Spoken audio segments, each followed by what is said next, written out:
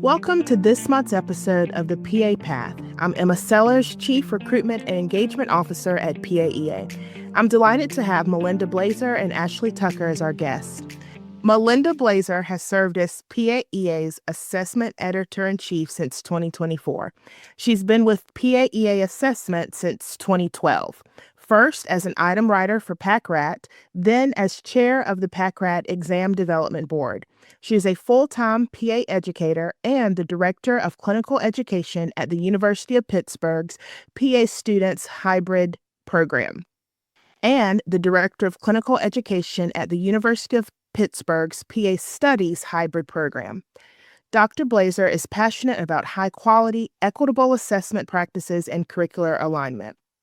Ashley Tucker is a project manager for PAEA's assessment services. She manages the exam production schedule and works closely with volunteer item writers and other test development experts to ensure the development of high-quality, reliable assessment content. Melinda and Ashley, welcome to the podcast. Thank you, Emma, for having us. We're excited to be here. Before we dive into our big topic, I want y'all to just tell us a little bit about yourself. And Melinda, I'll start with you. Absolutely. Emma, thanks for having us. I'm so excited to be here. I'm Melinda Blazar. I'm the current assessment editor-in-chief at PAEA, and I've been with PAEA Assessment since 2012. I started as an item writer with PAEA and then have been chair of PACRAT, and I have been in the editor-in-chief role since 2024. And I'm really excited to be here to talk about assessment. Awesome. Thanks. And then Ashley. Thank you. I'm also very grateful to have the opportunity to chat with the two of you. My name is Ashley Tucker, and I am a project manager with the PAEA assessment team.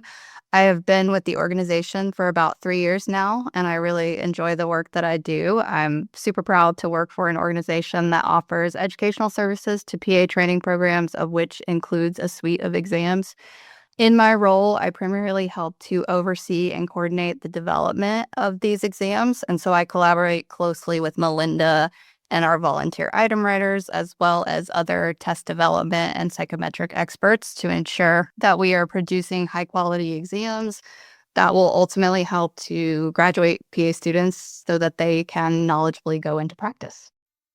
Well, it sounds like we have the absolute best two people in the world to have this conversation with. Can you all tell me, and Ashley, if you want to start, Melinda, jump in, however you want to go. Tell me a little bit about the work, the process that goes into this exam development. Talk to me if there are what particular groups you have, how you pick your items, just all the background, the good stuff there. Sure. So I can give it a start. Each year, PAEA conducts a rigorous year-long exam development cycle that involves item writing and multiple stages of peer review. And so in the most recent cycle, we had more than 80 volunteer item writers who participated. These folks are PA educators from across the country who bring both subject matter expertise as well as diverse perspectives to the process. I'll do a quick little detour to shout out to all of our current and former volunteer item writers. The impact that they have had on our exams and on PA education as a whole over the years is truly phenomenal. But back to process, it starts with item writing. And so volunteer item writers are given an assignment each year to write a certain number of items based on exam blueprint specifications. They are given some time to thoughtfully craft out vignette-style exam items that map to a specific learning objective or skill. And so once those items have been written, they will move to another phase, which is small group peer review. And in this phase, participants are divided into small groups, typically 3 to 4 people each, where they are tasked with reviewing a subset of their colleagues' items to provide constructive feedback on. And so during that time, reviewers are asked to consider questions such as, is the item complete? Is it relevant? Is there a clear, correct answer? Is the item inclusive? Or does it potentially have biased language that could be removed? Can the item be answered by a PA student at their relevant stage of education? And so while they're thinking about all of these things, they're providing constructive consensus comments to the original author. And so once small group peer review is over, those items are returned to that original author so that they can revise and improve their questions based on the feedback provided. And that part of the stage is called author review. The final stage is large group peer review, which is a personal favorite of mine. And over many years, predominantly that has taken place in person. And so during this stage, it's small group peer review, but amplified with a larger group of educators who are looking at these items to review and essentially finalize and approve them to be ready to put on exam forms. And so at our most recent in-person peer review, we reviewed and approved close to 1,000 items for future use in exams. So that's super exciting. Melinda, before I go to you, so I'm sitting here listening, and I thought I knew this process, but 1,000 items are reviewed by dozens of folks before it lands on a test. That's pretty exciting, pretty awesome information. Melinda, I'll hop to you. I just love the way Ashley described it, because what it really is, if you zoom out, is a representation of the very best of evidence-based practices and the reason why PAEA exams bring the best of rigor and validity. And really what happens after these exams are reviewed through this process of high quality peer-reviewed process is they're then pre-tested, with the exception of PACRAT, which is a formative in vivo exam. All of our end of rotation exams and EOC exam, end of curriculum exam, are then pre-tested for validity and then balanced to ensure the best level of difficulty and accuracy for the goal of the exam. Any exam items that are not meeting our kind of expectations or standard of quality are pulled and then subsequently re-reviewed by our subject matter experts and exam development boards to evaluate why they're not meeting those goals, and then either thrown out or revised to ensure that they are meeting those expectations. So this process really represents the best in what we have to offer in the space of assessment and standardized testing. And I think we're really proud of what we can bring to the table as an assessment platform. Oh, absolutely. Definitely something to be proud of. And I love the way you frame it. The best of what we have is being brought to the table. So that's good, solid information as we jump into some good questions we got for you. And I appreciate having the background to know all of the work, the detail, the attention that goes into this process. Melinda, can you just keep going with us and tell us a little bit about the end of rotation exams? Why are they important? How might a program use this information? And again, we have over 300 programs. So I know you can't be specific about everyone, but just some general thoughts on end of rotation and how programs might use the information. Absolutely. So Ashley talked a little bit about our suite of exams at PAEA, and end of rotation exams are specific exams that are designed to test student medical knowledge at the conclusion of a supervised clinical practice experience or a clinical rotation in a specific discipline. So we currently offer 7 different exams which align with the current accreditation standards for the various disciplines that a PA student is required to have exposure to. And so the goal of an end of rotation exam is to test student medical knowledge at the conclusion of one of those kind of core rotations that they'll have experience in. The benefit of that is Ashley referred to the idea that these are being written by educators from across the country. So we're getting feedback about not just what does your program faculty, the 1 or 2 or 10 faculty, think you should know, but what does the collective faculty nationally believe that a PA student who's completed, let's say, for example, a family medicine rotation, believe that a PA student needs to know at the conclusion of that experience. This is how we determine both what goes on the blueprint, the topic list, and then ultimately what gets written and included on those exams. So you're really getting this national input and guidance as to what the expectation and the standards are. And then subsequently, you're getting national metrics about where the performance levels are landing. This is very helpful to both students and to PA programs to be able to measure outcomes in terms of how students are performing individually and on the cohort level in terms of their performance on individual rotations and Skippy performances, as well as the ability to track their performance longitudinally as they're working towards program completion and then ultimately preparing themselves for board assessment following program completion. Lots of good information there for all of us listening. Let me keep on that. Of course, we know we have students listening to us today, current students and pre-PA students. We oftentimes hear in the PA education world that students might need resources or tips to take this test or to prepare. What are some tips or resources that you might have for students as they look to the end of rotation? Yeah, I love this question. I've been a PA educator for almost 2 decades now. And so this is something that my students ask me a lot. This is a question I get from learners across the country. I think the first and foremost, I always encourage students to reach out to their individual faculty members who should be collating resources within course syllabi and within their program and institutional resources. But as a general rule, what we recommend is that our faculty who are writing these questions are writing them to textbook resources. And so we encourage that students should be grounding themselves in studying and resources that are provided through academic texts and using those as primary source material to prepare themselves. We also recommend that students are preparing primarily through active studying methodology and not passive studying. So just passively reading is not going to be an effective modality. We encourage students to push themselves into active recall and active learning strategies that is helping them to engage with this material and using their blueprints and their topic list to help guide their studying. I oftentimes find that students can be overwhelmed by having too many resources. So having a few key resources for each individual assessment that they may be taking is probably going to be the most helpful. And I think their faculty can help guide them as to what institutional resources are going to be the best by end of rotation or by studying for end of curriculum.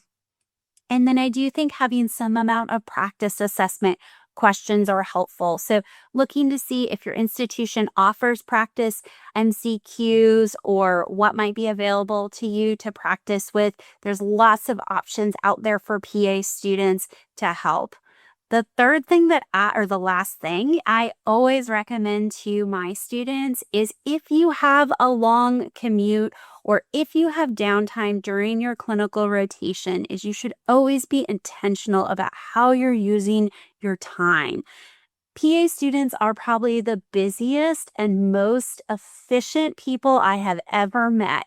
And time is your most precious and valuable resource. And so what I tell folks is that you don't always have to use your time for studying, but you should always use your time with intentionality. So if you have more than 10 minutes in your car, you should get in your car knowing how that time will be spent. It can be used for studying. It can be used for connection to call a loved one or a friend. It can be used for self-care, for prayer, for meditation, for listening to an audiobook or music.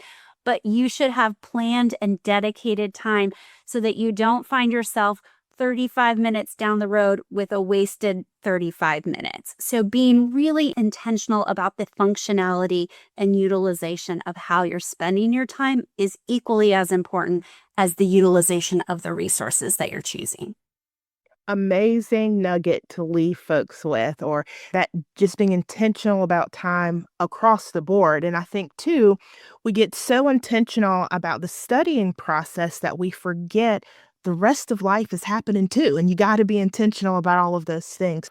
Ashley, I'm going to switch to you a little bit. What is something that our audience, again, pre PA students, advisors, PA students, all sorts of folks, might not realize about the exams or exam development that you encounter?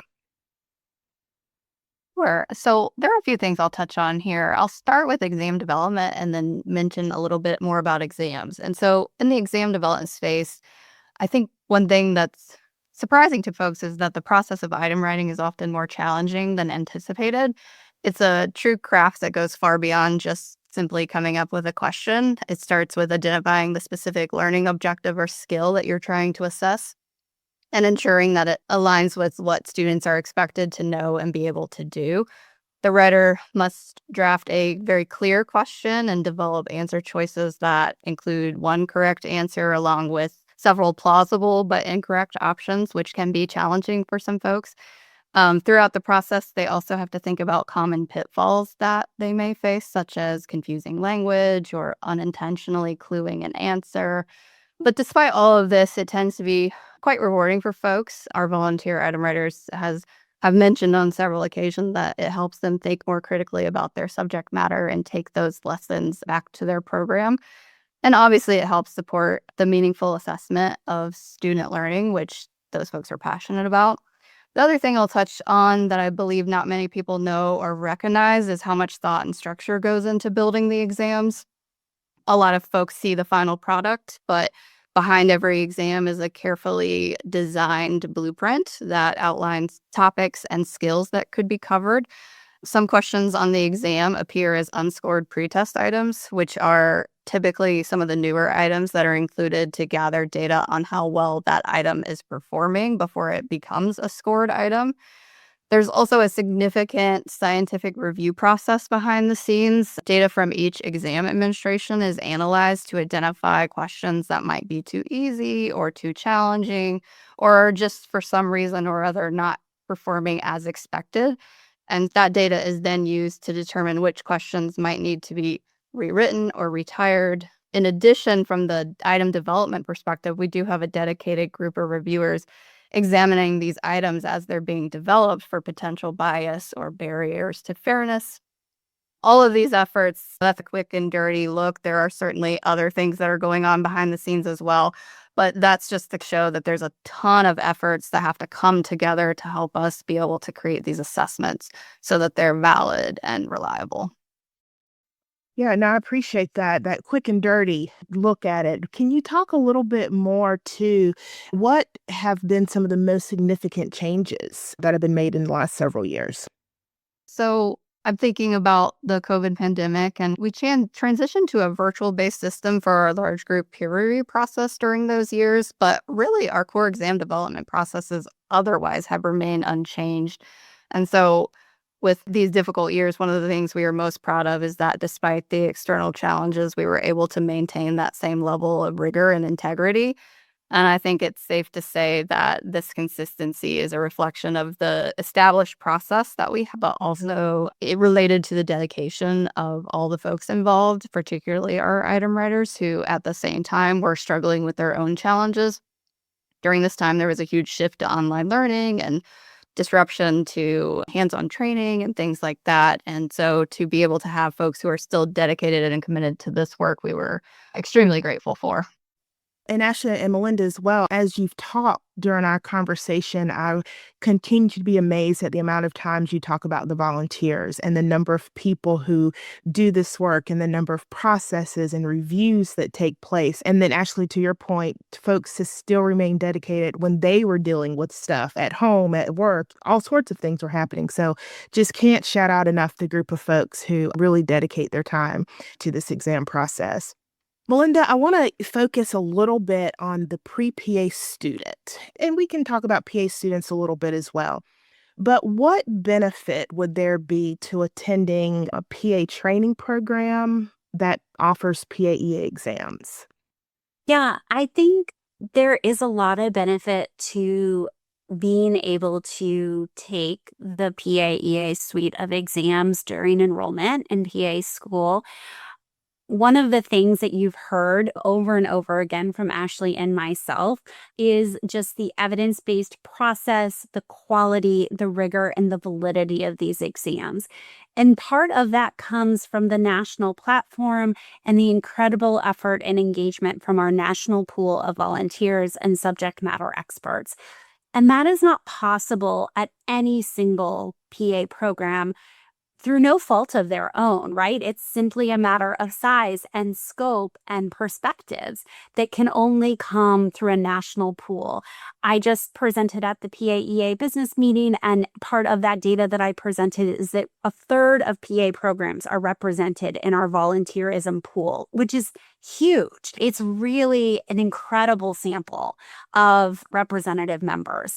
And I think that means that the content and the measure of assessment is so strong that it really provides students with the best preparation and expectations as they work their way towards performing in terms of outcomes as they prepare for PANCE. And really clinical readiness and demonstrating that medical knowledge as an outcome. I think the other thing that's really wonderful and helpful about PAEA assessments is the reporting features that students and programs get. And so the ability to utilize that data to help promote self-assessment can also be a really powerful tool as learners are continuing to work on their own self-improvement and growth over time. Awesome. Thanks so much for that. And there's so much more I want to ask. I know we don't have all day and forever, so I'm going to jump to one other thing here. And Ashley, can you, as we start to wrap up our conversation a little bit, tell us a little bit, or is there anything else that you want us to know about the PAEA suite of exams? Sure. So we've spent some time talking about the overall exam development process and then some added reflections on end of rotation exams specifically. But we also offer two other options, the PACRAT and the end of curriculum exam. And so the PACRAT exam is a self-assessment that is typically administered once in the didactic phase and then again near the end of clinical training. And so while the PACRAT exam is often used as a practice tool to assess gaps in knowledge, it can also be used by programs for curricular evaluation purposes. The end of curricula exam is a standardized exam that is designed to assess whether or not a student is ready to enter clinical practice at the end of their training. That exam is typically administered in the last 4 months, typically just prior to graduation. And so more information about those exam offerings can be found on PAEA's website, paeaonline.org. Perfect. Now, both of you have given a plethora of information, bits and pieces of knowledge, all for our audience. But I love to ask our podcast guests to leave our audience with any words of advice. And you're coming from different backgrounds, perspectives, whatever, however you want to take this. Ashley, I will start with you and then Melinda. So if you could leave the audience with any words of advice, what would it be? Sure. So my words of advice are primarily for students to keep in mind that when preparing for clinical rotations and end of rotation exams, that can involve overlapping but also very distinct tasks. And so it's important to build and reinforce your medical knowledge in both contexts so that you can successfully demonstrate competence in clinical practice as well as academic assessments. And achieving this balance requires deliberate planning on the part of the student in conjunction with their faculty to ensure that they're prepared for the unique demands of each. And it's important to be diligent in talking with program staff and their advisors about the best way to approach and to have these conversations early. Awesome. Thank you. And Melinda.